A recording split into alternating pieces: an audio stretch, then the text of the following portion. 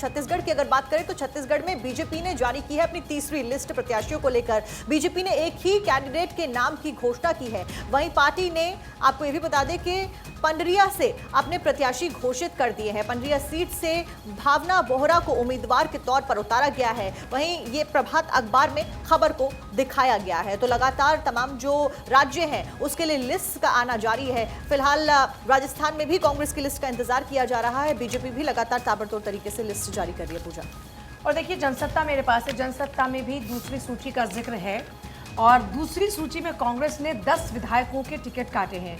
इसी हेडलाइन के साथ में खबर छपी है जिसमें बताया गया है भाजपा ने पंडरिया सीट से भावना बोहरा को उतारा है। छत्तीसगढ़ के सत्ताधारी दल कांग्रेस ने राज्य में हो रहे विधानसभा चुनाव को लेकर अपनी 53 उम्मीदवारों की जो दूसरी सूची है वो जारी कर दी और 25 मौजूदा विधायकों को। और देखिए यहाँ फिर से जहाँ भरोसा जताया तो वहीं दूसरी तरफ विधायकों के टिकट भी काटे हैं, जो हम लगातार जिक्र भी कर रहे थे कि इस बार विधायकों के टिकट कटने वाले हैं। पार्टी द्वारा जारी 53 उम्मीदवारों की सूची में 17 सीटें वो है जहाँ से कांग्रेस 2018 के विधानसभा चुनाव में हार गई थी। 83 उम्मीदवारों के नामों की घोषणा पार्टी ने अब तक कुल कर दी है। पूजा, आपने बताया कि यहाँ पर किन किन लोगों के टिकट कटे, कितने ज़्यादा जो विधायक थे उनके टिकट कटे, लेकिन एक खास बात 10 महिलाओं को यहाँ पर मौका भी मिला है, जिसको खबर प्रमुखता से फिलहाल अखबार में बताई गई। अगली बड़ी खबर मिजोरम से, अगली बड़ी खबर मिजोरम से सामने आ रही है। देखिए बीजेपी ने 23 उम्मीदवारों की सूची जारी की है। बीजेपी ने 23 उम्मीदवारों की सूची जारी कर दी है। ये बड़ी जानकारी, उम्मीदवारों के नामों की घोषणा की है भाजपा ने। ज्यादातर नए चेहरे चुनावी मैदान में उतारे गए हैं। इनमें से 4 प्रत्याशी महिलाएं हैं। अमर उजाला से ये खबर सामने आ रही है। इनफैक्ट अभी महिमा यही बात कर रही थी कि महिलाओं को भी यहाँ पर अलग से जगह दी जा रही है और 4 महिलाओं का नाम इन 23 उम्मीदवारों की लिस्ट के अंदर शामिल है। महिमा, इस वक्त देखिए तस्वीर आपको दिखा रहे हैं, जो लिस्ट यहाँ पर जारी की है उसमें साफ तौर पर बताया गया है कि कौन कौन सी सीट से कौन सा प्रत्याशी उतारा गया है यहाँ पर। और अब बीजेपी ने 23 उम्मीदवारों की सूची को जारी तो कर दिया है। अब देखना होगा कि कौन कौन से मुद्दों को लेकर भारतीय जनता पार्टी ग्राउंड पर उतरती है और कैसे जो विपक्षी दल है उस पर निशाना साधती हुई नजर आती है। आगे बढ़ते हैं और अगली बड़ी खबर आपको बताते हैं छत्तीसगढ़ से जुड़ी हुई। छत्तीसगढ़ में कांग्रेस की दूसरी सूची जारी हो चुकी है।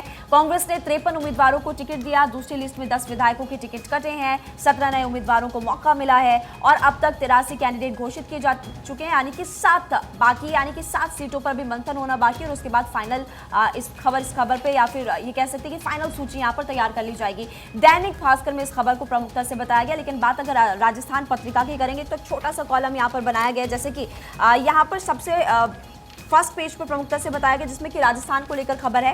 राजस्थान पर मशक्कत, खराब छवि वालों को टिकट क्यों, ये सोनिया गांधी सवाल पूछ रही हैं। कांग्रेस ने तय किए हैं राजस्थान के लिए 106 नाम, कट सकता है 20 विधायकों का टिकट। लेकिन छत्तीसगढ़ की जानकारी चूंकि हम आपको दे रहे हैं तो इसके साथ ही छत्तीसगढ़ के लिए एक छोटा सा कॉलम यहाँ पर बनाया गया, जिसमें 53 उम्मीदवारों की दूसरी सूची जारी हो चुकी है।